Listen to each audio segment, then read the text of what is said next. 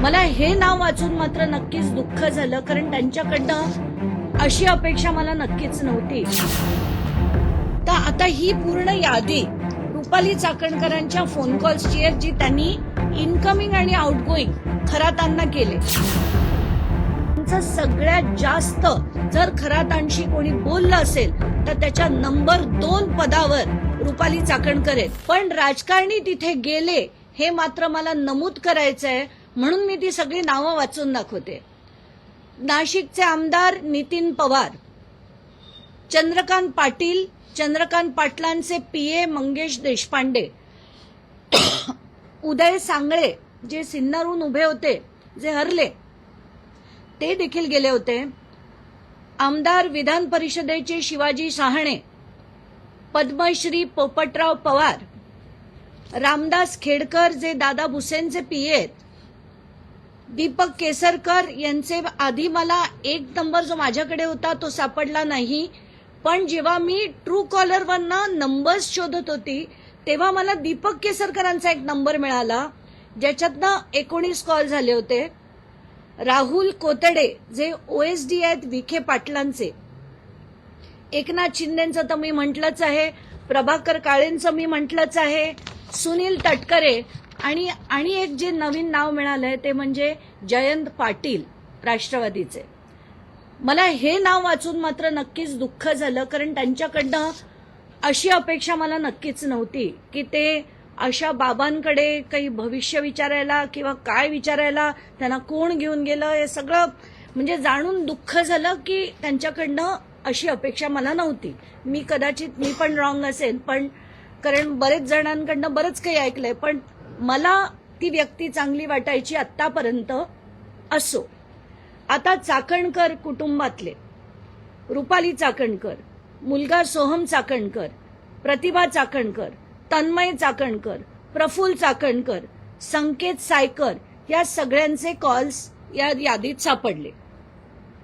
आता रुपाली चाकणकरांनी काल एक फेसबुक पोस्ट लिहिली आणि त्या फेसबुक पोस्टमध्ये त्यांनी लिहिलंय की माझ्यावर जे एक्झॅक्टली धनंजय मुंडे बोलत होते, एक्झॅक्टली तेच शब्द की माझ्यावर मीडिया ट्रायल होते, माझ्या विरुद्ध पुरावा दिला जात नाहीये, माझं अमुक नाहीये, माझं तमुक नाहीये, असं जे विधान त्यांनी काल केलं फेसबुक पोस्ट थ्रू, आणि त्या पण एक्झॅक्टली धनंजय मुंडेंसारख्या सध्या मीडियातनं गायब आहेत. जसे धनंजय मुंडेंवर जेव्हा आरोप झाले ते देखील त्यातनं गायब होते.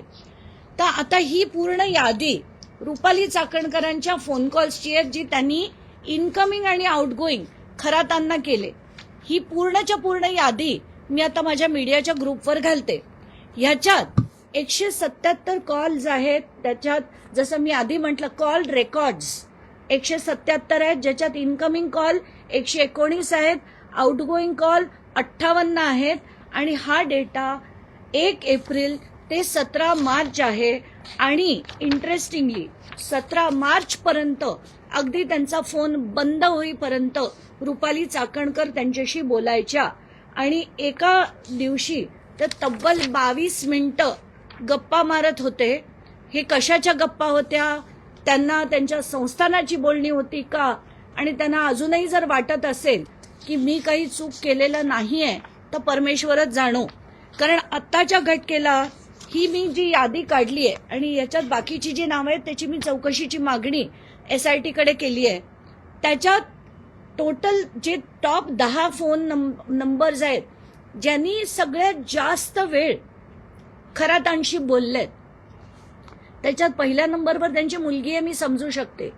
दुसऱ्या नंबरवर रुपाली चाकणकर आहेत, 33,727 सेकंद ह्या त्यांच्याशी बोलल्या.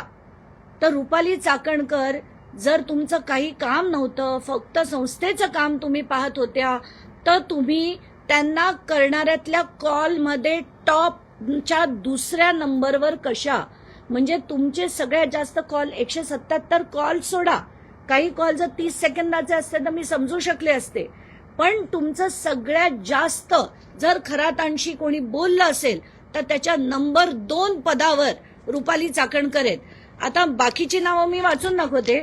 पहिली आहे तृप्ती, दुसऱ्या आहेत रुपाली चाकणकर, तिसरे आहेत दीपक लोंढे, चौथे आहेत कल्पना, म्हणजे ज्या खरातांच्या पत्नी आहेत, त्यांच्या आपल्या पतीशी त्या चौथ्या नंबरवर आहेत.